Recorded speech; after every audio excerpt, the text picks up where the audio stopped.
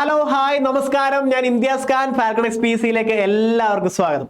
Mains level exam എഴുതാൻ പോവാ നമ്മൾ. സെക്രട്ടറി അസിസ്റ്റന്റിന്റെ മെയിൻസ് അല്ലെ, SI മെയിൻസ്, SBCIDയും വരും അല്ലെ.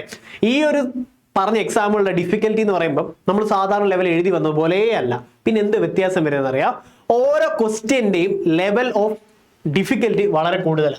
അപ്പോഴേ അങ്ങനത്തെ കുറേ ചോദ്യങ്ങൾ കൊണ്ടുവന്നിട്ടുണ്ട്. ഇത് ചെയ്ത് നോക്കണം. എന്താ അറിയാം, ഒരു ചോദ്യവും കാണാതെ പഠിച്ച് അതേപോലെ കോപ്പി പേസ്റ്റ് മെയിൻസ് ലെവൽ എക്സാമിന് പ്രതീക്ഷിക്കേണ്ട.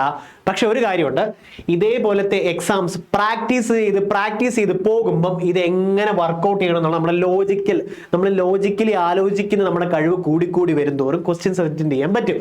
അതേപോലെ സർപ്രൈസിങ് ആയിട്ട് നമ്മൾ പലയിടത്തുനിന്നും പഠിച്ചിട്ടുള്ള ചോദ്യങ്ങളെല്ലാം ഓരോ ചോദ്യ പേപ്പറിൽ ഓരോന്നോരോന്നായി കാണുമ്പോൾ അത് കാണുന്ന ഞെട്ടലും അതിനെ എടുക്കുന്ന രീതികളിലും വ്യത്യാസം വരും. അതിന് ടെസ്റ്റ് സീരീസും വർക്കൗട്ട് ചെയ്ത് ഓരോരോ ചോദ്യങ്ങളും റിലേറ്റഡ് ഫാക്റ്റും നമുക്ക് പഠിച്ചു പോവാം. ഇങ്ങനെയാണ് മെയിൻസ് ലെവലിന് വേണ്ടി നിങ്ങൾ പ്രിപ്പയർ ചെയ്യേണ്ടത്. അതിന്റെ GK ഭാഗം ഫുൾ ഇവിടെ ഭദ്രവ. നമുക്ക് ഓരോന്ന് ചെയ്ത് നോക്കാം. താഴെ തന്നിരിക്കുന്നതിൽ ഏത് റിറ്റ്സ് ആണ് താഴെ തട്ടിലുള്ള ഓക്കെ, അതായത് ഹൈക്കോടതിയുടെ തൊട്ട് താഴെയല്ല ജില്ലാ കോടതി, അങ്ങനെ താഴെത്തട്ടിലുള്ള കോടതിയോ ട്രിബ്യൂണലോ അർദ്ധ ജുഡീഷ്യൽ സ്ഥാപനമോ പ്രസ്താവിച്ച ഓർഡിനൻസിനെ അസാധുവാക്കുവാൻ ഉപയോഗിക്കുന്നത്. ഓർഡിനൻസിനെ അസാധുവാക്കാൻ വേണ്ടി ഉപയോഗിക്കുന്നത് അല്ലെങ്കിൽ ഇഷ്യൂ ചെയ്യുന്നത് ഏത് റിറ്റാണ്? അതെ, മാൻഡമസ് ആണെന്നുണ്ടെങ്കിൽ ഒരു സർക്കാർ സ്ഥാപനം അല്ലെങ്കിൽ സർക്കാരുപരമായിട്ടുള്ള എന്തെങ്കിലും ഒരു കാര്യത്തിൽ വീഴ്ച വരുത്തി അല്ലെങ്കിൽ ചെയ്യുന്നില്ല, പ്രവർത്തിക്കുന്നില്ല എന്ന് വെച്ചോ, മസ്റ്റ് ആയിട്ട് നീ ചെയ്യണം എന്ന് കമാൻഡ് ചെയ്യുന്നതാണ് മാൻഡമസ്റ്റ് അല്ലെ. മണ്ട മസ്റ്റ് ആയിട്ട് ചെയ്തോണം എന്ന് പറയുന്നതാണ് മാൻഡമസ് എന്ന് ഓർത്തോണം. മണ്ട മസ്റ്റ് ആയിട്ട് നീ ചെയ്യും, മസ്റ്റ് ആയി ചെയ്യും. മനസ്സിലായോ? ചില കാര്യങ്ങൾ നമുക്ക് കിട്ടേണ്ടതുണ്ട് സർക്കാർ സ്ഥാപനങ്ങളിൽ നിന്നും അല്ലെങ്കിൽ ഇന്നതിൽ നിന്നും നമുക്ക് കിട്ടേണ്ടതാണ്, കിട്ടുന്നില്ല. അതുകൊണ്ട് മാൻഡമസ് ഇഷ്യൂ ചെയ്യുമ്പോൾ അത് ചെയ്തേ പറ്റും. ഓക്കെ അല്ലേ? പക്ഷെ പ്രൈവറ്റ് സ്ഥാപനങ്ങളിൽ ഇത് ഇഷ്യൂ ചെയ്യാൻ പറ്റത്തില്ല. ഇത്രയും ആഴത്തിൽ ഇത് പഠിച്ചു പോകണം.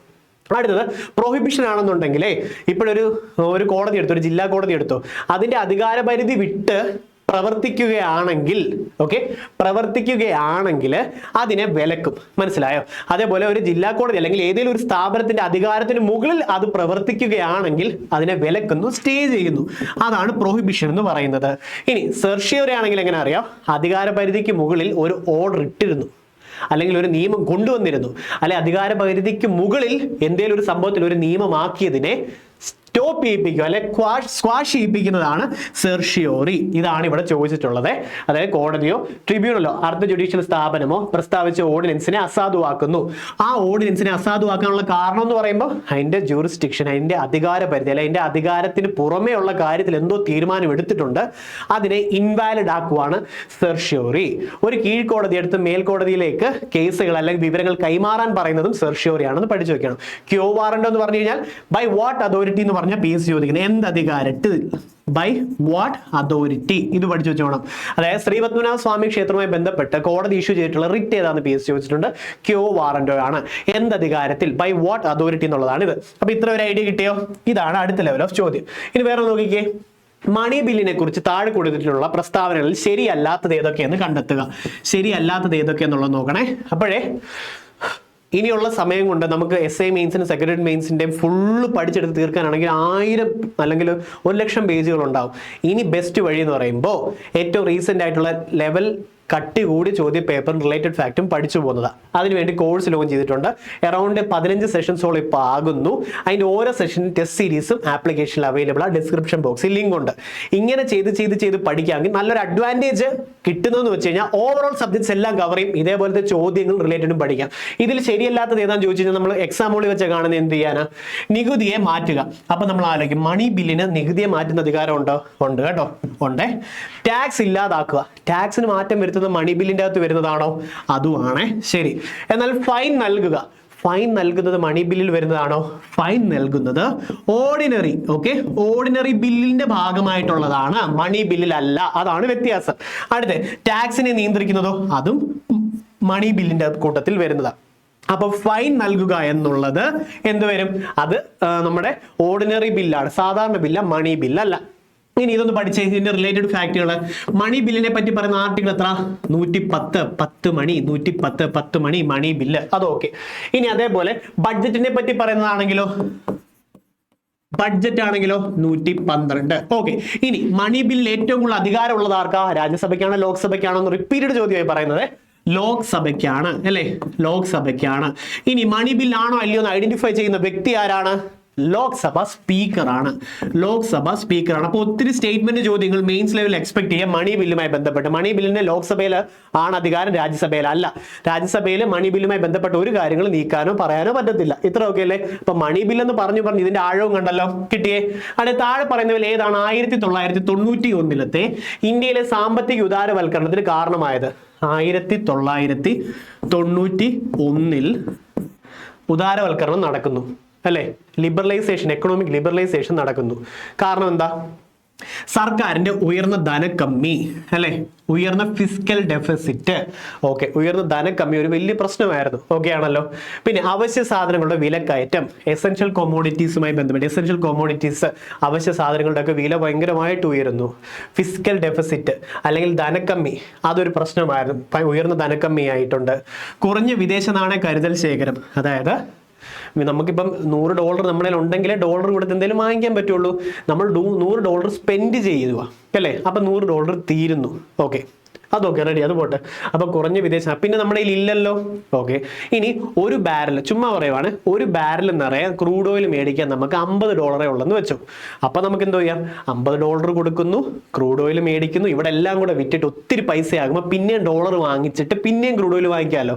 ആ സമയം യുദ്ധം നടന്നപ്പോൾ എന്ത് ചെയ്തു? ക്രൂഡ് ഓയിലിന്റെ വില കൂടി. അപ്പൊ $50 കൊടുക്കുന്നിടത്ത് 100 കൊടുക്കേണ്ടി വന്നു. അപ്പൊ നമ്മുടെ വിദേശത്തുള്ള നാണയങ്ങൾ നമ്മുടെ ഉള്ളതെല്ലാം പെട്ടെന്ന് തീർന്നു പോയി. മനസ്സിലായോ? വിദേശത്തുള്ള നാണയങ്ങൾ നമ്മുടെ കയ്യിൽ വെക്കണ്ട, എന്നാലല്ലേ എക്സ്ചേഞ്ച് ചെയ്യുന്നത്, അത് പെട്ടെന്ന് തീർന്നുപോയി. അതാണ് കുറഞ്ഞ വിദേശ നാണയങ്ങളുടെ കരുതൽ ശേഖരം എന്ന് പറയാൻ കാരണം. ആ സമയത്ത് ഗൾഫ് വാർ നടന്നു. റിപ്പീറ്റഡ് ചോദ്യം, ഗൾഫ് വാർ നടന്നു. 1991 ഗൾഫ് വാറുകൾ ഉണ്ടായിട്ടുണ്ട്. ആ സമയം ക്രൂഡ് ഓയിൽ, പെട്രോളിയം പ്രോഡക്ട്സും എല്ലാത്തിൻ്റെയും വില ഭയങ്കരമായിട്ട് ഉയർന്നു. അതേപോലെ ഇന്ത്യയിൽ ഫുള്ള് സാമ്പത്തികമായിട്ട് തകർച്ച വരുന്നൊരു സമയം കൂടെ ആയിരുന്നു. പിന്നെ ഇതോ സമ്പദ്ഘടനയുടെ ഘടനപരമായിട്ടുള്ള എന്ന് പറഞ്ഞു കഴിഞ്ഞാൽ സ്ട്രക്ചറൽ ആണ്. അതിപ്പോൾ ആഴത്തിൽ ലാസ്റ്റിൽ പഠിക്കാൻ നിൽക്കേണ്ട. എന്നാലും സ്ട്രക്ചറൽ റിഫോംസ് എന്ന് പറഞ്ഞു കഴിഞ്ഞാൽ ലോങ് ടേം റിഫോംസ് ആണ്, ഒത്തിരി വർഷങ്ങൾ കൊണ്ട് മാറ്റം വരേണ്ട ഒരു സംഭവമാണ്, പെട്ടെന്നുള്ളൊരു മെഷർ അല്ല. ആൻഡ് സമ്പദ്ഘടനയുടെ ഘടനാപരമായിട്ടുള്ള മാറ്റം എന്നുള്ളതിന് ഉത്തരവല്ല. കാരണം എന്താണെന്ന് വെച്ച് കഴിഞ്ഞാൽ ഈ സാമ്പത്തിക ഉദാരവൽക്കരണത്തിന്റെ ഭാഗമായിട്ട് അല്ലെങ്കിൽ എക്കണോമിക് ക്രൈസിസ് മാറാൻ വേണ്ടി നമ്മൾ എടുത്ത നയങ്ങളിൽ ഒരെണ്ണമാണ് ഇതെന്നാണുള്ളത്. അല്ലാതെ സാമ്പത്തിക ഉദാരവൽക്കരണത്തിന്റെ റീസൺ ഇതല്ല. അതിന് നമ്മൾ ചെയ്യാൻ പോകുന്ന സൊല്യൂഷൻ ആണിത്. മനസ്സിലായി? അതുകൊണ്ട് 1, 2, 3 വരുന്നു. ഓക്കെ, ഈ ഒരു ചോദ്യം സിമ്പിളായിട്ട് നമ്മൾ എല്ലാത്തിലും പഠിച്ചിട്ടുള്ളത്, പക്ഷെ ഇതിന്റെ ആഴം വന്നപ്പോൾ വ്യത്യാസം കണ്ടത്. ഇതാണ് മെയിൻസ് ലെവലിൽ എക്സ്പെക്ട് ചെയ്യേണ്ട ചോദ്യങ്ങൾ. അടുത്തത്, കേരളത്തിലത്തെ പൊതുജനാരോഗ്യ മേഖലയെ പരിവർത്തനം ചെയ്യുക എന്നതാണ് ഡാഷിന്റെ ലക്ഷ്യം. അപ്പൊ നിങ്ങളൊന്ന് ആലോചിച്ചേ, ഇതൊരു സിമ്പിൾ ചോദ്യമാണെന്ന് ഉറപ്പായിട്ടോ നിങ്ങൾക്ക് അറിയാം. പക്ഷേ ഇങ്ങനെ ലെവൽ ഓഫ് ക്വസ്റ്റ്യൻസ് പഠിച്ചു വരുമ്പോൾ ഈ ഒരു ഭാഗം വരുമ്പോഴത്തേക്ക് ഒരു ഞെട്ടൽ വരും അല്ലേ? അതോടുകൂടി ഇത് പോകും. അതെ, ഒരിക്കലും വിഷമിക്കേണ്ട. റാങ്ക് 1 അടിച്ച ആളും ഇന്ന് സർക്കാർ ജോലി ഇരിക്കുന്ന ഏത് വ്യക്തിക്കും അനുഭവിച്ചിട്ടുള്ള സെയിം സാധനമാണ്. ഇതാ പ്രഷറിലാണ് നമ്മളിപ്പോൾ കേട്ടോ, ഇത് പ്രഷറിലാണ്. അതുകൊണ്ട് ആ സമയം ബ്രീത്ത് ഇൻ ബ്രീത്ത് ഔട്ട് ചെയ്യാൻ മറക്കരുത്. GK മാത്രമല്ല, പ്രാക്ടിക്കലി എങ്ങനെ പോയി ചെയ്യണമെന്നാണ് പറഞ്ഞുതരുന്നത്. നിങ്ങൾക്ക് GK വായിക്കണം, ഇഷ്ടം പോലെ ബുക്കുകളും റാങ്ക് ഫയൽസും ഒക്കെ ഉണ്ട്. അതിനല്ല ഇവിടെ വന്നിട്ടുള്ള ഇതിന്റെ main priority. Breathe in breathe out കൂടെ ചെയ്യുമ്പോൾ നമ്മുടെ ബോഡി മൈൻഡ് റിലാക്സ് ആകും. അപ്പം നമ്മൾ ഇത് ഒന്നുകൂടെ വായിച്ച് നോക്കുമ്പോൾ സൂപ്പറായിട്ട് കിട്ടും. ഇങ്ങനെ എക്സാമുകളിൽ വെച്ച് നിങ്ങൾ ചെയ്യണം. കേരളത്തിലെ പൊതുജനാരോഗ്യം, ഹോസ്പിറ്റൽ അതുമായി ബന്ധപ്പെട്ടുള്ള മേഖലയെ പരിവർത്തനം ചെയ്യുക എന്നതാണ് എന്തിന്റെ ലക്ഷ്യം? ആശകരണം, ഹൃദ്യം, ആർദ്രം. ആർദ്രം എന്ന് പറഞ്ഞാൽ ഹോസ്പിറ്റലിനെ ഫ്രണ്ട്ലി ആക്കുക അല്ലെ, ഹോസ്പിറ്റലിനെ ഫ്രണ്ട്ലി ആക്കുക എന്നുള്ളതാണ് ആർദ്രം പദ്ധതിയുടെ ഉദ്ദേശം. അങ്ങനെ അത് കിട്ടും. പക്ഷെ പ്രഷർ വരുമ്പോൾ ഇത് നമ്മൾ വായിക്കുമ്പോൾ ഒന്നേന്ന് വായിക്കുന്ന പോലെ ഇരിക്കും. നിങ്ങൾ ഇങ്ങനെ അനുഭവപ്പെട്ടുണ്ടോ? ബ്രീത്ത് ഇൻ ബ്രീത്ത് ഔട്ട് ചെയ് മാറ്റം ഉണ്ടാവും. ഓക്കെ, ഇനി താഴെ പറയുന്നവയിൽ ദൃശ്യപ്രകാശത്തിന്, അതായത് ലൈറ്റ് വരുമ്പോഴത്തേക്കും അല്ലെ, ഫോട്ടോ സെൻസിറ്റീവ് ആയിട്ടുള്ള മെറ്റീരിയൽ അല്ലാത്തത് ഈ കൂട്ടത്തിൽ ഏതാണ്? ഫോട്ടോ സെൻസിറ്റീവ് അല്ലാത്ത മെറ്റീരിയൽ ഈ കൂട്ടത്തിന്റെ അകത്ത് ഏതാണെന്നറിയാം? ഈ കൂട്ടത്തിൽ ഫോട്ടോ സെൻസിറ്റീവ് അല്ലാത്തത് കാഡ്മിയം ആണെന്ന് ഓർത്തോണം. ഓക്കെ, കാഡ്മിയം ആണ്. ബാക്കി സോഡിയം, റുബീഡിയം, ലിഥിയം ഒക്കെ ഫോട്ടോ സെൻസിറ്റീവ് ആണെന്ന് ഓർത്തു. ഓക്കെ, പക്ഷെ ഇങ്ങനത്തെ ചോദ്യങ്ങൾ വന്ന് ഒരു രീതിയിലും അറിയത്തില്ലെന്നുണ്ടെങ്കിൽ ഒരു കാര്യം മറക്കല്ല. എന്തുവാ? എവിടെയും എല്ലാവരും പറയത്തില്ല, ചെയ്യാനേ പറയൂ, സ്കിപ്പ് ചെയ്യാൻ മറക്കരുത്. അപ്പൊ ഇങ്ങനെ സ്കിപ്പ് ചെയ്യാനും ഓക്കെ, വേണ്ട സംഭവങ്ങൾ കണ്ട് അറിയാത്തത് ചെയ്ത് ചോദ്യങ്ങൾ എന്ത് വന്നാലും നേരിടാനും വേണ്ടിയുള്ള ഏക എളുപ്പ വഴിയാണ് ടെസ്റ്റ് സീരീസ്. ഓക്കെ, ഈ ടെസ്റ്റ് സീരീസ് നമ്മുടെ ആപ്പിന്റെ അകത്ത് നിലവിൽ ഓരോന്ന് സബ്ജക്റ്റ് വൈസ് ഫ്രീ ആയിട്ട് കൊടുത്തിട്ടുണ്ട്. നോക്കിക്കേ, ആപ്പ് എടുക്കുന്നു, ഡിസ്ക്രിപ്ഷൻ ബോക്സിലുണ്ട്, falconexacademy.com ഫ്രീ ടെസ്റ്റ് സീരീസ് കൊടുക്കുന്നു. ഇതിനകത്ത് ഓരോ സബ്ജക്റ്റ് വൈസ് ആയിട്ട് ഓരോ സബ്ജക്റ്റ് വൈസ് ആയിട്ടുള്ളത് ഫ്രീ ആയിട്ട് നിങ്ങൾക്ക് ചെയ്ത് പഠിക്കാം. അപ്പോൾ ഈ അവസരം കളയരുത്, ഫ്രീ ആയിട്ട് പഠിക്കണം. അപ്പോൾ ഒത്തിരി തെറ്റും, അടുത്ത് ട്രൈ ചെയ്യുമ്പോൾ തെറ്റ് കുറയ്ക്കാൻ നോക്കണം, അറിയാത്ത സ്കിപ്പ് ചെയ്യണം. ഇങ്ങനെ നെഗറ്റീവ്സ് കുറയ്ക്കുന്നത് ഇതൊക്കെ ചെയ്തിട്ട് എക്സാം പോയി എഴുത്. അല്ലാതെ GK മാത്രം പഠിച്ചിട്ട് പോയി കഴിഞ്ഞാൽ വ്യത്യാസം ഉണ്ടാകത്തില്ല. ഇനി അടുത്ത് ഇത് നോക്കിക്കേ. താഴെ കൊടുത്തിരിക്കുന്ന പട്ടികയിൽ നിന്നും വയനാടിനെയും അവിടുത്തെ ജനങ്ങളെയും പ്രമേയമാക്കിയിട്ടുള്ള മലയാള നോവലുകൾ കണ്ടെത്തുക. ഇതിൻ്റെ അകത്ത് ഏതാണെന്നറിയാമോ? ഏതൊക്കെ വരും? എങ്ങനെയുണ്ട് ഡിഫിക്കൽറ്റി? വെരി ഹൈ ഡിഫിക്കൽറ്റിയാ, മെയിൻസ് ലെവൽ ചോദ്യങ്ങളുമാണ്. ഉറൂബിന്റെ ഉമ്മാച്ചു ഉണ്ട്. Okay, Ummachu by Uroob. പിന്നെ P. വത്സലയുടെ നെല്ല്. ഇതൊക്കെ പഠിച്ചു വെച്ചോണം, അല്ലെ തന്നെ ഇത് ചോദ്യങ്ങളാ. ഉമ്മാച്ചു ഉറൂബ് അല്ലെ, നെല്ല് P. വത്സല. ഇനി മാവേലി മന്ത്രം KJ ബേബി. Okay, P. വത്സലയുടെ നെല്ല്, KJ ബേബിയുടെ മാവേലി മന്ത്രം. ഇത് 3 എണ്ണമാണ് നമ്മുടെ വയനാടിനെ അവിടുത്തെ ജനങ്ങളെയും പ്രമേയമാക്കിയിട്ടുള്ളത്. ഓക്കെ ആണോ? 1, 2, 3 ഈ കൂട്ടത്തിൽ വരുന്നു. ഓക്കെ ആണോ? റെഡി? അടുത്ത നോക്കിക്കേ, ആരാണ് എഴുതിയത്? സോഷ്യലിസമാണ് ലോകത്തിലെ പ്രശ്നങ്ങളുടെ ഇന്ത്യയുടെ പ്രശ്നത്തിന്റെയും പരിഹാരത്തിന്റെ ഏക താക്കോൽ. സോഷ്യലിസമാണ് ലോകത്തിന്റെ പ്രശ്നങ്ങളുടെയും ഇന്ത്യയുടെ പ്രശ്നങ്ങളുടെ ഒക്കെ ഓക്കെ അല്ലേ പരിഹാരമായിട്ടുള്ള ഏക താക്കോൽ. സോഷ്യലിസത്തെ അങ്ങനെ പറഞ്ഞിട്ടുള്ളത് ഈ കൂട്ടത്തിൽ ആരാ? ഓപ്ഷൻ എ എപ്പോഴും വിശ്വസിക്കരുത്. ഓപ്ഷൻ എ ഒരു സംശയത്തോടെ, നമ്മൾ ലോകത്തെല്ലാവരും ഡൗട്ടോടെ കാണുന്നുണ്ടല്ലോ, ഓപ്ഷൻ എ ഡൗട്ടോടെ കാണാവും. പക്ഷെ ഉത്തരങ്ങൾ ഒളിഞ്ഞിരിക്കും ഉറപ്പാ, പക്ഷെ എന്നാൽ എപ്പോഴും ചാടി കയറി വിശ്വസിക്കല്ലേ. അപ്പം ഇതിൻ്റെ അകത്ത് ഏതാ? കാൾ മാർക്സ് കിടപ്പുണ്ട്. ഇപ്പൊ ഒരു ചിന്ത വരും അല്ലേ. ഇതിൻ്റെ അകത്ത് ആരാന്നറിയാം? ജവഹർലാൽ നെഹ്റു ആണ് പറഞ്ഞിട്ടുള്ളത്. നല്ല വെറൈറ്റി ചോദ്യമല്ലേ അത്? അതെ, തെറ്റാൻ ഭയങ്കര ചാൻസ് കൂടുതലാണ്. ഇനി കാബൂളിൽ സ്ഥാപിതമായിട്ടുള്ള the provincial government of India, the provincial government of India എന്നതുമായി ബന്ധമില്ലാത്ത വ്യക്തികളെ കണ്ടെത്തുക. പ്രൊവിൻഷ്യൽ ഗവൺമെന്റ് ഓഫ് ഇന്ത്യയുമായി ബന്ധമില്ലാത്തത് ആരാണ്? അറിയാമോ? ഒന്ന് ഇത് കാണുമ്പോൾ നിങ്ങൾക്ക് ആരെയൊക്കെ തോന്നുന്നുണ്ട്? പറയാമോ?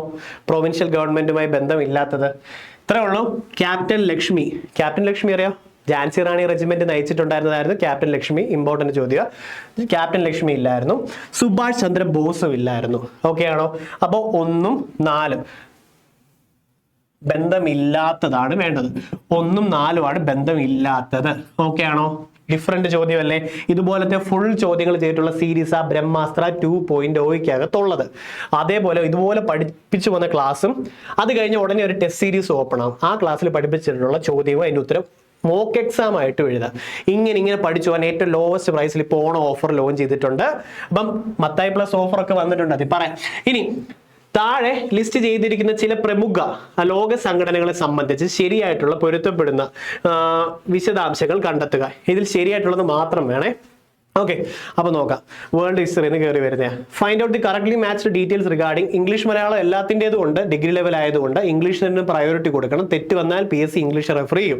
കാരണം മലയാളമൊക്കെ ട്രാൻസ്ലേറ്റഡ് ആയതുകൊണ്ട് തന്നെ ചിലതിനൊന്നും അർത്ഥം കിട്ടത്തില്ല വായിക്കുമ്പോൾ, നമുക്ക് മനസ്സിലാവത്ത് പോലും ഇല്ല. ആ എക്സാം പ്രഷറിലിരിക്കും. അതുകൊണ്ട് ഇംഗ്ലീഷിന് റെഫറൻസ് കൊടുക്കണം.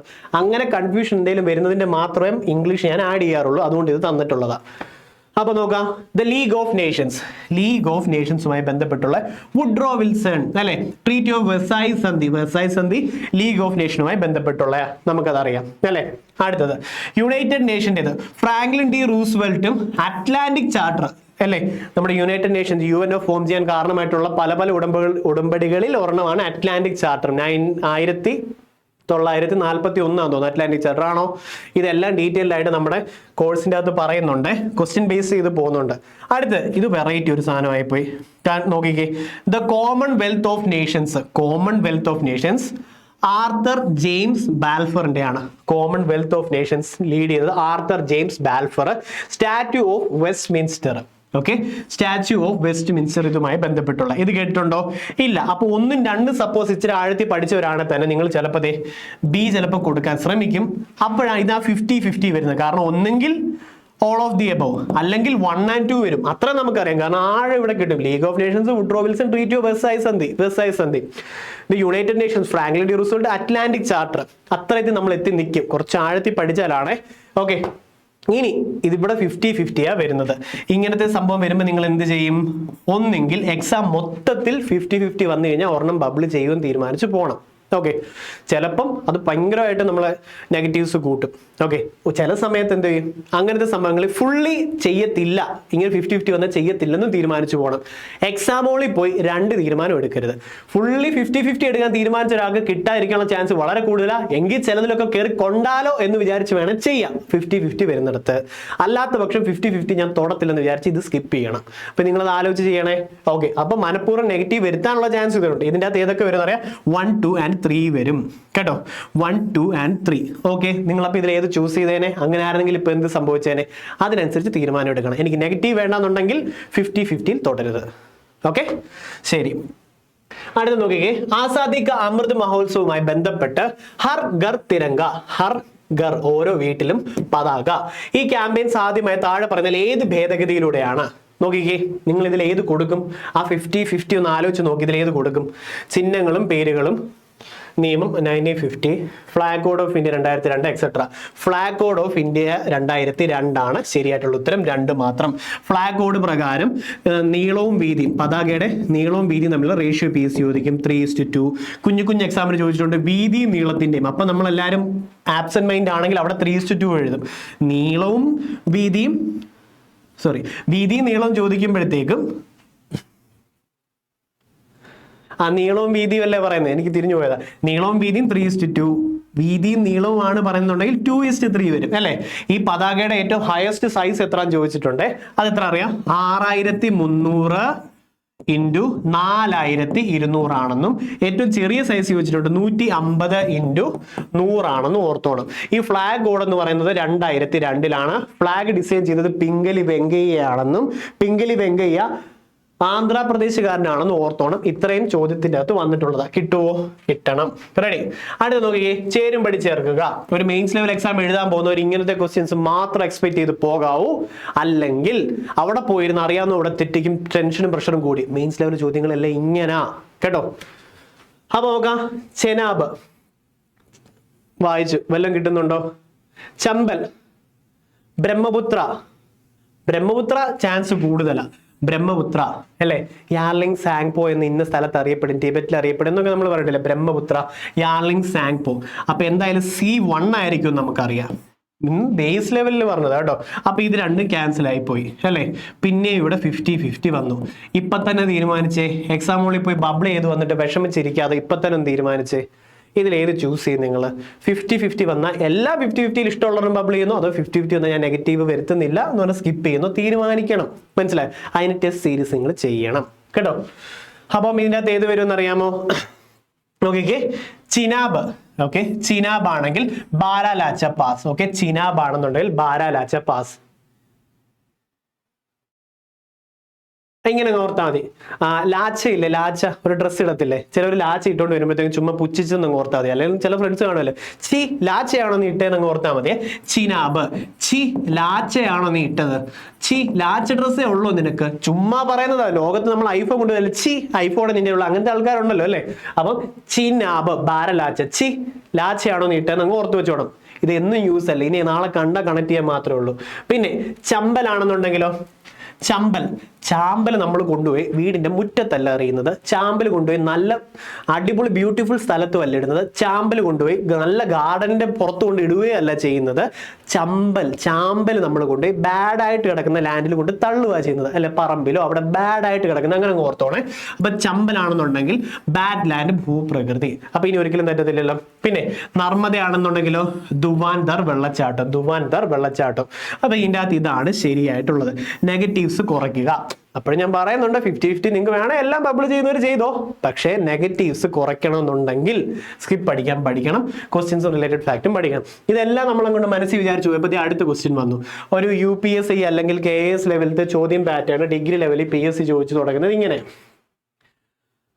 ഗൾഫ് പ്രവാഹം, ലാബ്രഡോർ വൈദ്യുത ധാരയുമായി ചേർന്ന് വടക്കൻ അറ്റ്ലാന്റിക്. എല്ലാം പഠിച്ചിട്ട് ഞാൻ പോയാൽ പോലും ഞാൻ ഇത് വായിക്കുമ്പോൾ എനിക്കിത് കിളി പോകും. വൈദ്യുത ധാരയുമായി ചേർന്ന് ഗൾഫ്, ലാബ്രഡോർ, അപ്പോൾ നല്ല മൈൻഡിലല്ലേ ഇപ്പൊ നിങ്ങൾ ക്ലാസ് ഇരുന്ന് കാണുന്നത് ഭയങ്കര റിലാക്സ്ഡ് നോർമൽ മൈൻഡിലായിരിക്കും. പിന്നെ ഇത്ര ചോദ്യങ്ങൾ കണ്ടുകൊണ്ട് എങ്ങനെയാണെന്ന് ഞാൻ പറയുന്നില്ല, എങ്കിലും എക്സാമ്പിളിൽ പോയിരിക്കുമ്പോൾ അതല്ലല്ലോ, ഇൻറ്റു 4 ഇരട്ടി സ്ട്രെസ്സിലാണ് നമ്മൾ നിൽക്കുന്നത് അല്ലേ. ആ സമയം ഇങ്ങനത്തെ ചോദ്യങ്ങൾ വായിച്ച് കിട്ടാത്തപ്പോൾ എന്തോ ചെയ്യണം, ആലോചിച്ച് പറ. ബ്രീത്ത് ഇൻ ബ്രീത്ത് ഔട്ട് ചെയ്യണം. നിങ്ങൾ ട്രൈ ചെയ്തിട്ടുള്ളവർ കമന്റ് ചെയ്ത് ബാക്കിയുള്ളവർക്ക് പറഞ്ഞു കൊടുക്കണം. അവർക്ക് മാർക്ക് കിട്ടണ്ടെന്ന് ഓർത്ത് പറയാതിരിക്കില്ല, വർക്കൗട്ട് ചെയ്യുന്നൊരു സംഭവം, അല്ലെങ്കിൽ സ്ട്രെസ്സിലായിപ്പോൾ. ഇങ്ങനെ വരുമ്പോൾ നമ്മൾ പറഞ്ഞിട്ടുള്ള പല കാര്യങ്ങളും മറന്നു പോകും. അതിലെ പ്രധാനപ്പെട്ട ഒരെണ്ണമാണ്. ഇതിൽ പ്രശ്നം ഉണ്ടെങ്കിൽ ഇംഗ്ലീഷ് ഉടനെ റെഫർ ചെയ്യും. ഓക്കെ, അപ്പം Gulf Stream combine with Labrador current. Okay, Gulf സ്ട്രീമും ലാബ്രഡോർ കറണ്ടുമായിട്ട് കൂടി ചേരുമ്പോഴാണ് ഡെൻസ് ഫോഗ് ഉണ്ടാവുന്നത്. അങ്ങനെയാണ് മഞ്ഞുണ്ടാവുന്നത്. കാരണം എന്താണെന്നറിയാമോ, നമ്മൾ പല ക്ലാസ്സിലും ആഴത്തിൽ പഠിപ്പിച്ചിട്ടുള്ളതാ. ഗൾഫ് സ്ട്രീം എന്ന് പറയുമ്പോഴത്തേക്ക് വാം ഓഷ്യൻ കറണ്ട് ആണ്, ചൂടുള്ള ഓഷ്യൻ കറണ്ട് ആണെന്ന് ഓർത്തോണം അല്ലേ. ഗൾഫ് സ്ട്രീം എന്ന് പറയുമ്പോൾ ലാബ്രഡോർ ആണെങ്കിലോ, അപ്പൊ നമ്മൾ കന്ന് കണക്ട് ചെയ്ത് ഇങ്ങനെ ലാബ് പട്ടിയില്ലേ, ലാബ്രഡോർ, അത് വീട്ടിലാണെങ്കിൽ എ സിയിലെ കിടക്കത്തുള്ളൂ, തണുപ്പുള്ളിടത്തെ കിടക്കത്തുള്ളൂ. അത് കോൾഡ് ആണെന്ന് ഓർത്തോളൂ. നിങ്ങൾ ആലോചിച്ച് കോൾഡ് ആൻഡ് വാം കറണ്ട്സ് വന്ന് കൂടുമ്പോൾ എന്ത് സംഭവിക്കും, ഫോഗ് അവിടെ ഉണ്ടാവും അല്ലേ. അതാണ് ഇതിൻ്റെ അകത്ത് തന്നിട്ടുള്ളത് അസേർഷൻ എ. അതായത് ഗൾഫ് പ്രവാഹവും പിന്നെ ലാബ്രഡോറും കൂടെ ചേർന്ന് വടക്കൻ അറ്റ്ലാന്റിക് പ്രദേശത്ത് മൂടൽ മഞ്ഞുണ്ടാവുന്നു. ശരിയാണോ? അതെ, കാരണം ഗൾഫിൽ ഭയങ്കര ചൂടാ, അതുകൊണ്ടാണ് നമ്മൾ പറഞ്ഞത് വാം ഓഷ്യൻ കറണ്ട് എന്നുള്ളതും. ലാബ്രഡോർ പട്ടിക്കാണ് തണുപ്പ് ഇഷ്ടം, കോൾഡ് ഓഷ്യൻ കറണ്ടും പറഞ്ഞിട്ടുണ്ടായിരുന്നു. അതുകൊണ്ട് അത് മിക്സ് ആകുമ്പോൾ മഞ്ഞ് വരുന്നു. ഇനി ചൂട് പ്രവാഹങ്ങൾ തണുത്ത വൈദ്യുതി ധാരയുമായി ചേരുമ്പോഴാണ് താപനിലയുടെ വിപരീതം സംഭവിക്കുക. അതായത് വെൻ വാം ഓഷ്യൻ കറണ്ട് എന്ന് പറയുമ്പോൾ ഗൾഫിൽ ഭയങ്കര ചൂടാണ്, അപ്പൊ അതിങ്ങനെ ഓർത്തോണേ. Gulf Stream meet with cold current, cold ആണ് ലാബ്രഡോർ പട്ടിക്ക് ഇഷ്ടം, Labrador current. Inversion of temperature happens. അപ്പൊ എന്താ, എ എന്ന് പറഞ്ഞത് ശരിയാണ് അല്ലേ, എ എന്ന് പറഞ്ഞതും ശരിയാണ്, ആർ എന്ന് പറഞ്ഞതും ശരിയാണ് അല്ലേ, രണ്ട് ശരിയാ. അത് മാത്രമല്ല ഇവിടെ മഞ്ഞുണ്ടാകാനുള്ള എക്സ്പ്ലനേഷൻ ആർ തരികയും ചെയ്തു. അപ്പൊ A and R are true. അത് ഒരെണ്ണേ ഉള്ളൂ, അല്ല രണ്ടെണ്ണം ഉണ്ട്. ഓക്കെ, ബാക്കി രണ്ടും അപ്പൊ ക്യാൻസൽ ആയി, 50-50 വന്നു. ഇനി എയുടെ കറക്റ്റ് എക്സ്പ്ലനേഷൻ ആണോ ആർ തരുന്നത്? ഇവിടെയാണ് R is the correct explanation of A. അതുകൊണ്ട് ഇത് കൊടുക്കാൻ പറ്റും. എയും ആറും എന്നത് ശരിയാണ്, ആർ എന്നുള്ളത് റീസൺ എന്നുള്ളത് എയുടെ ശരിയായിട്ടുള്ള വിശദീകരണവുമാണ്. ഓക്കെ അല്ലേ? ഇങ്ങനത്തെ ഒത്തിരി എക്സ്പെക്ട് ചെയ്ത് പോണേ. ഓക്കെ, ഇനി അടുത്ത് നോക്കിക്കേ. ഇതെല്ലാം ഓക്കെ സെറ്റ് ആയിട്ട് വരുമ്പോഴാണ് ഇങ്ങനൊരു സംഭവം വരുന്നത്.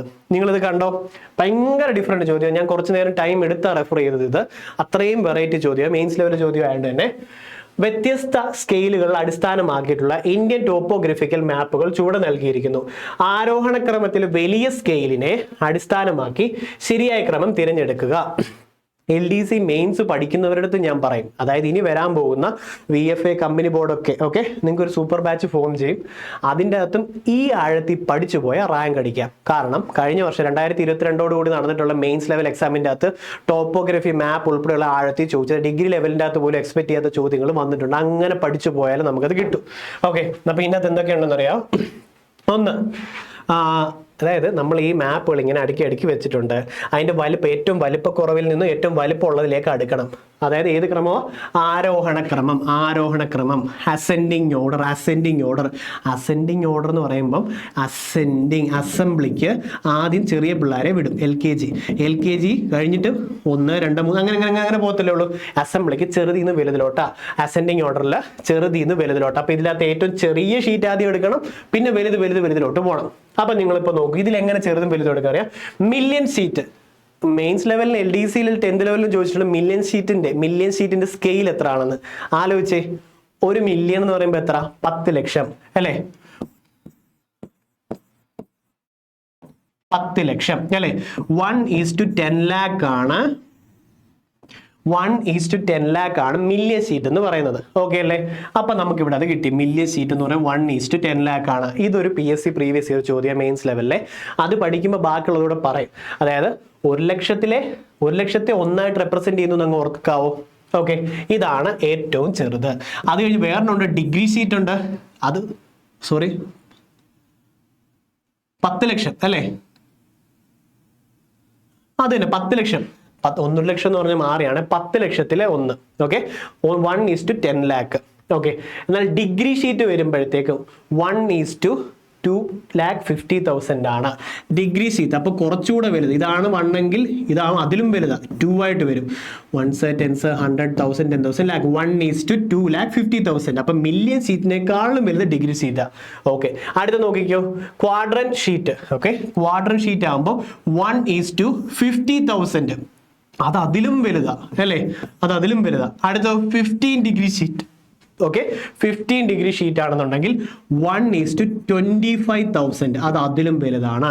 അപ്പൊ ഒന്നുകൂടെ നോക്കിക്കേ, മില്യൺ സീറ്റ് എന്ന് പറയുമ്പോൾ 1:10 ലക്ഷം, 1s 10s 100,000 10,000 lakh 10 lakh, അതാണ് മില്യൺ സീറ്റ്. ഡിഗ്രി സീറ്റ് ആകുമ്പോഴോ 1:, മറന്നുപോയെങ്കിൽ അങ്ങോട്ട് നോക്കണം. ഓക്കെ, 2,50,000. അതെ, ഞാൻ മറന്നിട്ട് നോക്കിയതല്ല, ഞാൻ പ്രാക്ടിക്കലി കാണിച്ചു. 1s 10s 100,000 10,000 lakh. Okay, 1:2,50,000. Quadrant sheet ആയിരുന്നപ്പോഴോ 1:50,000 ആണ്. 1s 10s 100,000 10,000. ഇനി 15 ഡിഗ്രി ഷീറ്റ് ആണെങ്കിലോ 1:25,000. ഓക്കെ, അതുകൊണ്ട് ഈ ഓർഡർ ഏതാ, ബി ആണ് ശരിയായിട്ടുള്ളത്. കിട്ടിയോ? അതിനാണ് ഇത് തന്നിട്ടുള്ളത്. ഈ PDF ഫുള്ള് നിങ്ങൾക്ക് നമ്മുടെ ആപ്പിൽ നിന്ന് ഡൗൺലോഡ് ചെയ്തെടുക്കാൻ പറ്റുമേ. അതായത് ആപ്ലിക്കേഷൻ്റെ അകത്ത് പോകുന്നു, ഫ്രീ കോഴ്സസ് ക്ലിക്ക് ചെയ്യുന്നത്. അതാകുമ്പോൾ നമ്മൾ എടുക്കുന്ന എല്ലാ യൂട്യൂബ് വീഡിയോസും ആ യൂട്യൂബ് വീഡിയോസിൻ്റെ PDF-ഉം വ്യൂ കണ്ടന്റ് ക്ലിക്ക് ചെയ്യുന്നു. കണ്ടന്റിൻ്റെ അകത്ത് വ്യൂ PDF ഉണ്ട്. അങ്ങനെ നിങ്ങൾക്ക് ഈ PDF ഡൗൺലോഡ് ചെയ്ത് വായിച്ചു വെച്ച് പഠിക്കാം. അപ്പോൾ ഇതിന് മുന്നേ നടന്നിട്ടുള്ള യൂട്യൂബ് ക്ലാസ്സുകളുടെ PDF-കളാണ് ഇതിൽ കൊടുത്തിട്ടുള്ളത്. ഓക്കെ, അപ്പോൾ നിങ്ങൾക്ക് ഇതിൻ്റെയും ഇപ്പോൾ അവൈലബിൾ ആവുക. ഡിസ്ക്രിപ്ഷൻ ബോക്സിൽ ലിങ്ക് ഉണ്ട്, അല്ലെങ്കിൽ falconexacademy.com കയറിയാൽ മതി കേട്ടോ. അപ്പോൾ അടുത്ത് നോക്കാം, കേരളത്തിലെ ധാതു അധിഷ്ഠിത വ്യവസായങ്ങളും അവയുടെ സ്ഥാനവും താഴെ കൊടുത്തിട്ടുണ്ട്. ഇതിൻ്റെ അകത്ത് കോഡ് ഉപയോഗിച്ച് പട്ടികയിൽ നിന്നും ശരിയായിട്ടുള്ള ഉത്തരം കണ്ടെത്തുക. ശരിയായിട്ടുള്ള ഉത്തരം കണ്ടെത്തുക. നമുക്ക് നോക്കാം. ഈ ഒരു സംഭവം ഞാൻ നിങ്ങളെ ബൈ ഹാർട്ട് ചെയ്യിപ്പിച്ചിട്ടുണ്ട്. എനിക്ക് ബ്രഹ്മാസ്ത്രയിലായിരുന്നു യൂട്യൂബിലാണെന്ന് അറിയത്തില്ല. അത് കണ്ടിട്ടുള്ളവർ ഇന്ന് ക്ലാസ്സിൽ ഇപ്പോൾ ഇത് കാണുന്നുണ്ടെങ്കിൽ ഉറപ്പായിട്ട് നിങ്ങൾക്ക് ഇത് പെട്ടെന്ന് കിട്ടും. ലോക്കൽ കണക്ഷനാ, പക്ഷെ ഒരു കാര്യമുണ്ട്, ഇതൊക്കെ ബൈ ഹാർട്ട് ചെയ്തല്ലാതെ വെച്ചിട്ട് ഇപ്പോൾ എന്തോ കാര്യം നോക്കാം. അപ്പം ഇന്ത്യൻ റെയർ എർത്ത് ലിമിറ്റഡ്, ഇത് ഞാൻ പറഞ്ഞത് ഇങ്ങനെ, ചില ആൾക്കാർ ബീച്ചിലൊക്കെ പോയി വീഡിയോ എടുക്കാറുണ്ട് അല്ലേ, ചവർ ഫുള്ള് പെറുക്കും, അതിൽ നിന്ന് എന്തെങ്കിലും റെയർ ആയിട്ടൊരു സംഭവം കിട്ടും, നമുക്കും കാണാൻ രസമോ, എന്ത് മില്യൺ വ്യൂസ് ആയെന്നറിയാം. അപ്പോൾ എന്തെങ്കിലും ചവറിൻ്റെ അകത്ത് പോയി പെറുക്കുമ്പോഴത്തേക്ക് റെയർ ഒന്നത്തെ കിട്ടും. ഇന്ത്യൻ റെയർ എർത്ത് ലിമിറ്റഡ് ആണെന്നുണ്ടെങ്കിൽ ചവറ അല്ലേ. ഇത് മെയിൻസ് ലെവൽ ക്വസ്റ്റ്യൻ പേപ്പർ ആണെങ്കിൽ തന്നെ ഇതിന് മുന്നേ ചോദിച്ചിട്ടുള്ളത് ഡിഗ്രി ലെവൽ പ്രിലിംസ് ലെവൽ ചോദ്യത്തിൻ്റെ അകത്ത് ഇത് വന്നിട്ടുണ്ടായിരുന്നു. അങ്ങനെ നമ്മൾ പഠിപ്പിച്ചിട്ടുള്ളതാണ്. അവിടെയും വന്നു, ഇവിടെയും വന്നു. ഒത്തിരി എണ്ണം റിപ്പീറ്റഡ് ആയിട്ട് വരും. അതിൽ കുറേ എണ്ണം നമ്മൾ പഠിച്ചു വന്നുകൊണ്ട് കിട്ടും, കുറേ എണ്ണം റിലേറ്റഡ് ഫാക്ട് പഠിക്കുമ്പോഴും കിട്ടും. ഇതാണ് fastest possible best way to revise with കുറച്ച് സമയം ഉള്ളെങ്കിൽ. ഓക്കെ, അപ്പോൾ 1C വരുവേ, 1C വരുന്നത്. ഓക്കെ, ഭാഗ്യം എന്ന് പറഞ്ഞത് തല വരച്ചത് ഇങ്ങനെ ഇരിക്കും, ഒറ്റ ഒരെണ്ണത്തിന് ഇത് കിട്ടും. അപ്പോൾ അയ്യോ ഇതെനിക്ക് അറിയത്തില്ലല്ലോ, അങ്ങനെയാണെങ്കിൽ അത് കിട്ടത്തില്ല. പക്ഷേ ഇതിന് മുന്നലത്തെ ചോദ്യങ്ങൾ നമ്മൾ റെഫർ ചെയ്തതിൻ്റെ അകത്ത് പറഞ്ഞു പോയൊരു സംഭവം, റെയർ ആയിട്ടുള്ള സംഭവം ചവറിൽ നിന്ന് കിട്ടി. ഓക്കെ, ഇനി Travancore cement limited. Travancore cement limited ആകുമ്പോൾ ഇങ്ങനെ ഞാൻ പറഞ്ഞിട്ടുള്ളത്, അതായത് ഇപ്പം ട്രാവൻകൂറിൽ അല്ലെങ്കിൽ സിമെന്റ് കട്ടയാവും, അങ്ങനെ കോട്ടയം എന്ന് പറഞ്ഞിട്ടുണ്ട്. പക്ഷെ അത് ട്രാവൻകൂറും കൂടെ വെച്ച് കണക്ട് ചെയ്യും. ട്രാവൻകൂർ സിമെന്റ്, ട്രാവൻകൂറിലെ സിമെന്റ് കട്ടയാകും. അപ്പൊ കട്ടയാവും, കട്ടയം കോട്ടയം എന്നങ്ങ് പറയുമായിരുന്നു. 2D. പക്ഷെ ഇനി ഒരെണ്ണം കൂടെ വരുന്നുണ്ട്, അങ്ങനത്തെ ഒന്നും കണക്ട് ചെയ്യാൻ അല്ലെങ്കിൽ Travancore cement limited Kottayam. Travancore cement കട്ടയാവും, കോട്ടയം കട്ടയാവും, സിമെന്റ് കട്ടയാകത്തില്ല, കോട്ടയം കട്ടയാവും എന്നുള്ളത് ഓർക്കണം, കിട്ടും. അടുത്ത് Indian clay and ceramic products limited. Clay and ceramic, ഇത് ഞാൻ ആ ക്വസ്റ്റ്യൻ പേപ്പർ കണക്ട് ചെയ്തിട്ടുള്ള ക്ലേ ഉണ്ടല്ലോ, എടുത്ത് കണ്ണിലെറിയെന്നല്ലേ പറഞ്ഞത്, ക്ലേ എടുത്ത് കണ്ണിലെറിയുമെന്നാണ് പറഞ്ഞത്. അത് ചുമ്മാ പറഞ്ഞതാ, പക്ഷെ കിട്ടുവാണെങ്കിൽ കിട്ടട്ടെ. ക്ലേ എടുത്ത് കണ്ണിലെറിയും, കണ്ണൂർ, അത് കിട്ടും. English Indian clay limited. English Indian clay limited ആണെന്നുണ്ടെങ്കിൽ തിരുവനന്തപുരമാണ്. ഓക്കെ, അപ്പോൾ ബാക്കി 3 എണ്ണത്തിൽ നിന്ന് അത് കിട്ടുമല്ലോ. അപ്പോൾ ഓപ്ഷൻ C ആണ് ശരിയായിട്ടുള്ളത്. അടുത്ത നോക്കിക്കേ, GST സംബന്ധിച്ച് താഴെ പറയുന്ന പ്രസ്താവനകൾ പരിഗണിക്കുക. അതെ, ഇതിന് 2-3 കീ PSC 3-4 തവണ മാറ്റിയിട്ടിട്ടുണ്ട്, നിങ്ങൾ നോക്കിയാണ്. ഇന്ത്യയിലത്തെ GST പരോക്ഷ നികുതിയുടെ ഏകീകൃത രൂപമാണ് GST. ശരിയാണോ? ശരിയാണ്. ഓക്കെ, ശരി. അടുത്തത് 2017, അപ്പോൾ എന്തായാലും 1 ഉള്ളതായിരിക്കുമേ. ഇത് പോയി, കാരണം 1 ഇല്ലല്ലോ, പിന്നെ ഇതുകൊണ്ട് 2017 ജൂലൈ 1 മുതലാണ് ഇന്ത്യയിൽ GST നടപ്പിലാക്കിയത്. ശരിയാണ്, 2 ഉണ്ട്. അപ്പോൾ ഇതില്ല, കാരണം എന്താ, 2 ഇതിലില്ലല്ലോ. അപ്പോൾ അത് എലിമിനേറ്റ് ചെയ്തു. 50-50 വന്നു. എന്ത് ചെയ്യും? ഇപ്പം ഞാൻ ഈ ചോദിക്കുന്നില്ലേ, ഇത് നാളെ എക്സാമുകളിൽ നിങ്ങളെ നിയന്ത്രിക്കേണ്ടതാണ്. ഇപ്പം എന്ത് ചെയ്യും? 50-50 വന്നിട്ടുണ്ട്, എടുക്കണോ വേണ്ടായോ, അറിയാവുന്നതാണോ ഇല്ലയോ, സ്കിപ്പാക്കിയാലും കുഴപ്പമില്ല, നെഗറ്റീവ് വേണോ വേണ്ട, ഡിസൈഡ് ചെയ്യും. പക്ഷെ ആ ഒറ്റ തീരുമാനം ത്രൂ ഔട്ട് ദി ക്വസ്റ്റ്യൻ എടുക്കാനുള്ള ഒരു ഇതും കൂടെ വേണം. ഇനി മന്ത്രിയാണ് GST കൗൺസിലിന്റെ അധ്യക്ഷൻ. റിപ്പീറ്റഡ് ആയിട്ട് ഒറ്റയടിക്ക് ചോദിക്കാറുള്ളത് പ്രൈം മിനിസ്റ്റർ ആണ് അധ്യക്ഷൻ എന്ന് പറഞ്ഞു തരും. പക്ഷെ ആരാ? കേന്ദ്ര ധനകാര്യ വകുപ്പ് മന്ത്രി. അപ്പൊ 1 2 3യും വന്നിട്ടുണ്ട് അല്ലേ? 1 2 3യും വന്നിട്ടുണ്ട്. ഇവിടെ 3 ഇല്ല, അപ്പൊ ഇത് ക്യാൻസൽ ചെയ്യാം. അപ്പൊ ഇതാണ് ഉത്തരം എന്ന് പറഞ്ഞു പോകാം അല്ലേ? ഉത്തരമാണ് ഇതാണെന്ന് കൊടുത്തിട്ട് പോകാം. ഇതാണ് ഇൻക്ലൂഷൻ മെത്തേഡ്. അതായത് നമ്മൾ ഉൾപ്പെടുത്തിയിട്ടുള്ള ഉത്തരങ്ങൾ ഉണ്ടോ എന്ന് നോക്കി ചെയ്യുന്നു. ഓക്കെ, അപ്പൊ എന്തായാലും കിട്ടിയല്ലോ 4 ഉണ്ട്. പക്ഷേ നിങ്ങൾക്ക് വായിക്കുമ്പോൾ ഒരു കൺഫ്യൂഷൻ വരാം. ഒന്ന് നോക്കിക്കേ, CGST സെൻട്രൽ ഗവൺമെന്റ് പിരിച്ചെടുക്കുന്നു, SGST സ്റ്റേറ്റ് ഗവൺമെന്റിനുള്ളതാ, IGST സെൻട്രൽ ഗവൺമെന്റ് പിരിച്ചെടുക്കുന്നു. റിപ്പീറ്റഡ് ചോദ്യമാണ്, ഇത് ആര് പിരിച്ചെടുക്കുന്നു എന്നുള്ളത്. പിന്നെ UTGST യൂണിയൻ ടെറിട്ടറിയുടേത്, സെസ് എന്നിവ വ്യത്യസ്ത തരത്തിലുള്ള GST ആണ്. സെസ് ആഡ് ചെയ്യുമോ?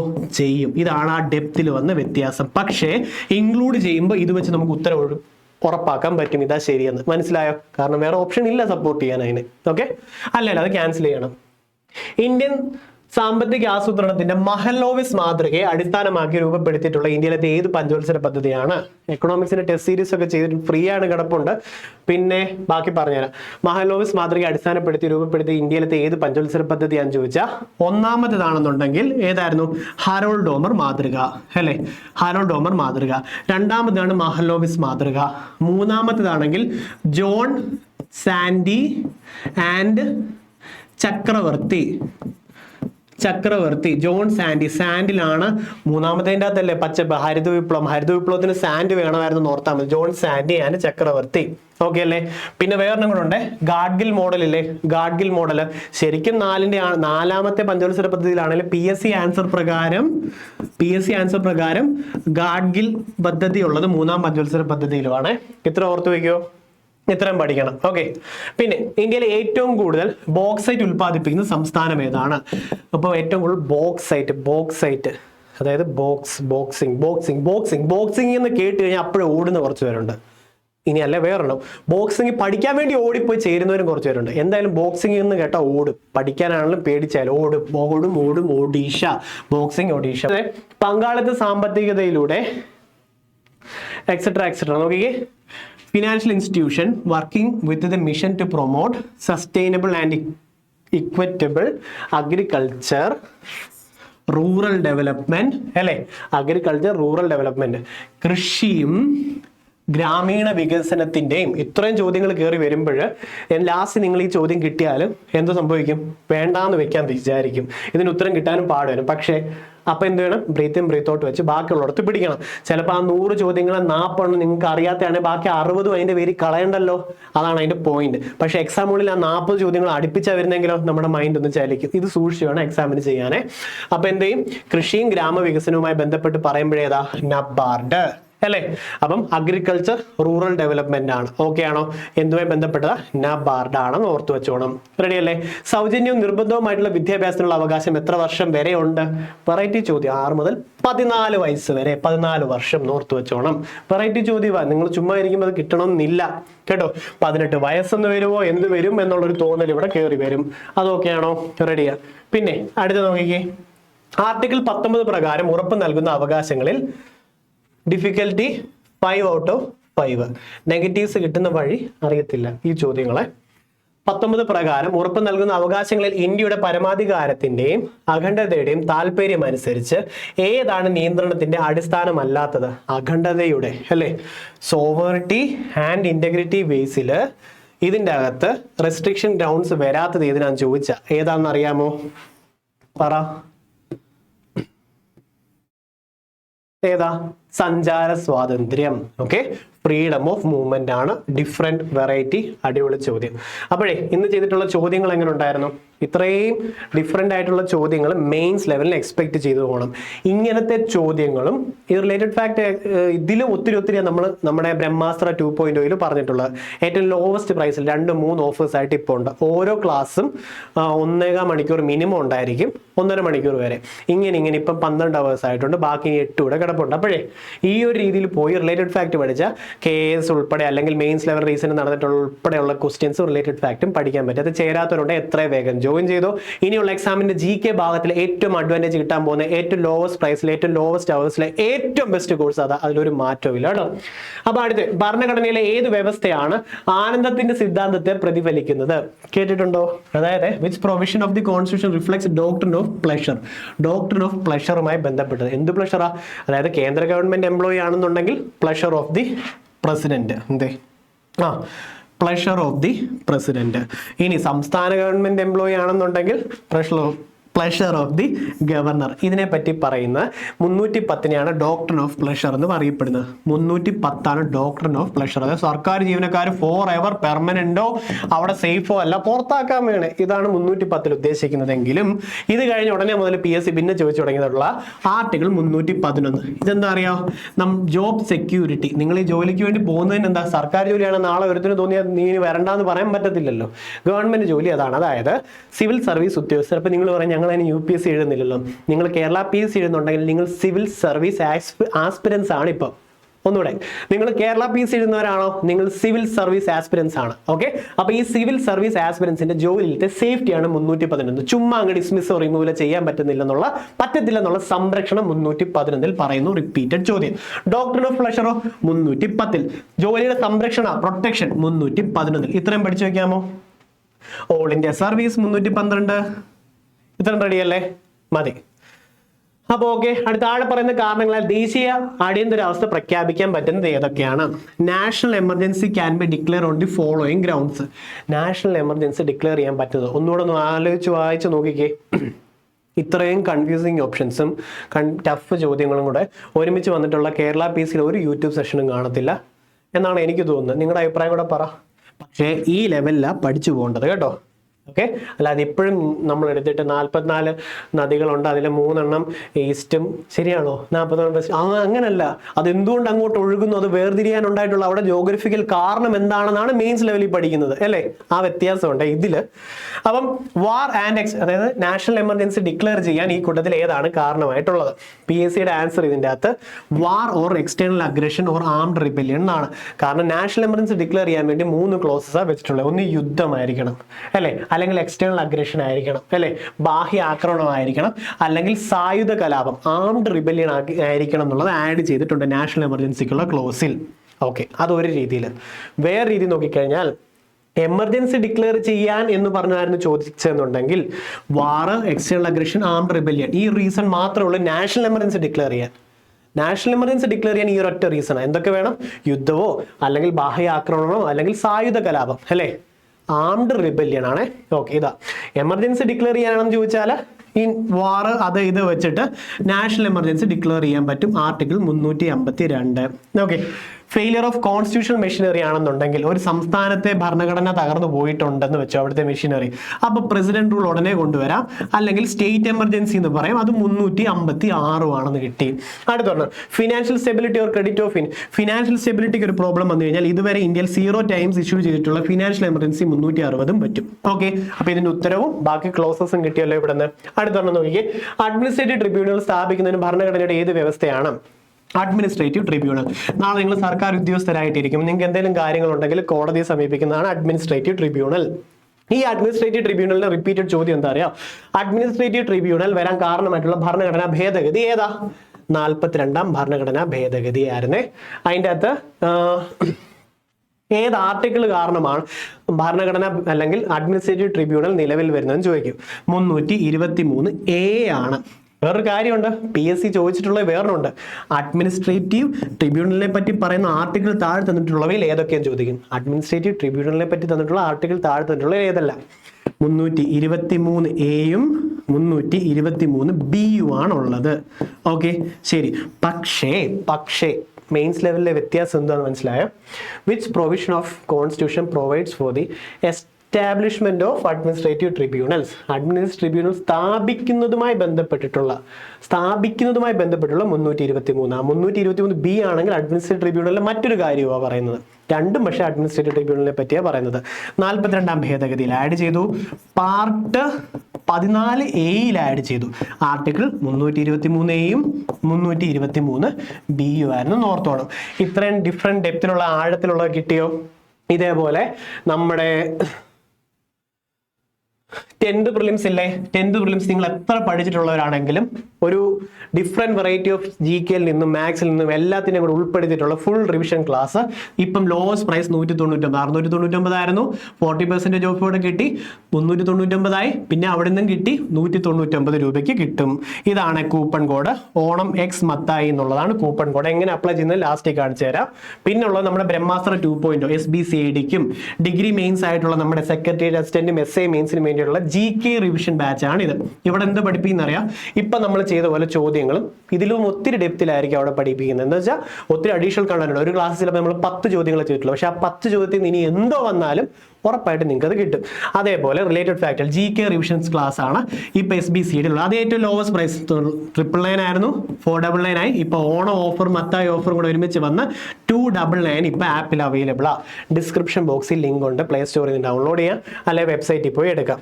കൂപ്പൺ കോഡ് ഇതാണ് മത്തായി എക്സ് ഓണം. നിങ്ങൾക്ക് അത് അപ്ലൈ ചെയ്യാൻ അവിടെ തന്നെ വന്ന് കിടക്കും. അത് കാണിച്ചു തരാം, ഇത് എങ്ങനെ പർച്ചേസ് ചെയ്യുന്നത് കാണിക്കാം. അതേപോലെ ഈ സെക്രട്ടറിയേറ്റ് അസിസ്റ്റന്റിന്റെ മെയിൻസ് എഴുതുന്നവരില്ലേ, നിങ്ങൾക്ക് നിങ്ങളുടെ സ്പെഷ്യൽ ടോപ്പിക്സ് വേണ്ടേ, അതിന് ടെസ്റ്റ് സീരീസ് ഫോം ചെയ്തിട്ടുണ്ട്. പക്ഷെ അത് ഇംഗ്ലീഷിലാണ്. ഫുൾ മോക്ക് ടെസ്റ്റ് ആയിട്ട് നിങ്ങൾക്ക് ചെയ്യാം. മോക്ക് ടെസ്റ്റും റിലേറ്റഡ് ഫാക്റ്റും അതിൻ്റെ അകത്ത് കിട്ടും. ഓക്കെ ആണോ? അതായത്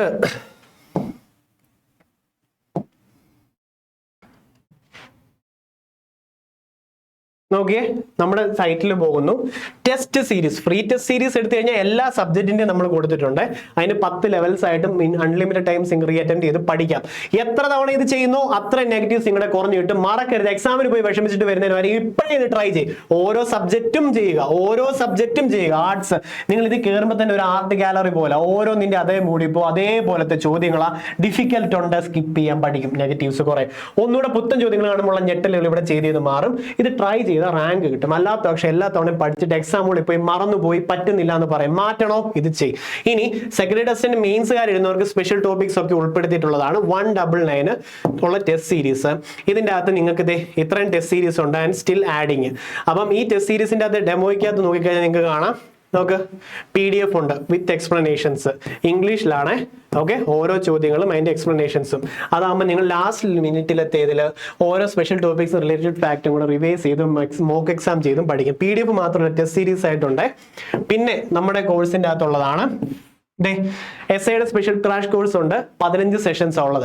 അതിൻ്റെ അകത്ത് നമ്മുടെ BNSും സൈക്കോളജി IT ആൻഡ് സൈബറിലോ എല്ലാത്തിൻ്റെയും റിവിഷൻ ആയിട്ടും പോകുന്നുണ്ട്. ലാസ്റ്റ് 3 ക്ലാസ്സുകൾ ഫുൾ റിവിഷൻസ് ആയിട്ട് ഇത് ചെയ്യുന്നുണ്ട്. ബ്രഹ്മാസ്ത്ര 2.0 കയറുന്നു. നിങ്ങൾക്ക് ബൈ ഓപ്ഷൻ വരും. ബൈ ഓപ്ഷൻ എന്ത് ചെയ്യും?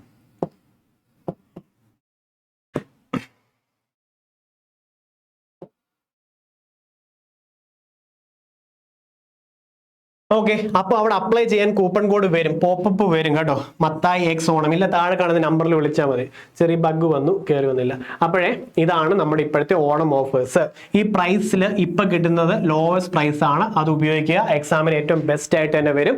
നിങ്ങൾക്ക് ഈ ക്ലാസ് ഇഷ്ടപ്പെട്ട് നിങ്ങളുടെ അഭിപ്രായങ്ങൾ പറയാൻ മറക്കരുത്. ഇതേപോലത്തെ ടെസ്റ്റ് സീരീസും റിലേറ്റഡ് ഫാക്റ്റുകളും ലൈവിലും അല്ലാതെ ഒക്കെ ചെയ്തു 12 മണിക്ക് SBCDയുടെയും അല്ലെങ്കിൽ ഡിഗ്രി മെയിൻസിന്റെ ഇപ്പോഴത്തെ കോഴ്സ് നടക്കുന്നുണ്ട്, ജോയിൻ ചെയ്യാം. ഓക്കെ, ഇനി നിങ്ങൾക്ക് ഏതൊക്കെ എക്സാമാണ് വേണ്ടേ? അവിടെ VFA ഒക്കെ ഇല്ലയോ? VFA, പിന്നെ കമ്പനി ബോർഡ്, LGS, എല്ലാവരും ധൃതിയല്ലേ. ഒന്ന് വെയിറ്റ് ചെയ്യ്. ഈ മന്ത് ലാസ്റ്റ് ആകുമ്പോഴത്തേക്കും വേൾഡ് ബെസ്റ്റ് ആയിട്ട് തന്നെ ഒരു കോഴ്സ് ലോഞ്ച് ചെയ്ത് തരാം. ഏറ്റവും അഫോർഡബിൾ ആയിരിക്കും, ഏറ്റവും ക്വാളിറ്റി കണ്ടന്റ്സും കാണും, എൻ്റെ അകത്ത് ക്യുസും എല്ലാം കാണും. ഓക്കെ, അപ്പോൾ വേറൊന്നും ഇല്ലല്ലോ. ആദ്യമായിട്ടുള്ളവരുണ്ട് സബ്സ്ക്രൈബ് ചെയ്ത് കൂടെ കൂടിക്കോ. ഇതേപോലെ മുന്നോട്ട് പോയാൽ ഒത്തിരി വർഷം പഠിക്കാതെ തന്നെ പെട്ടെന്ന് ജോലിയിലും കയറാം. അപ്പോൾ പോട്ടെ. Thank you so much. Bye bye.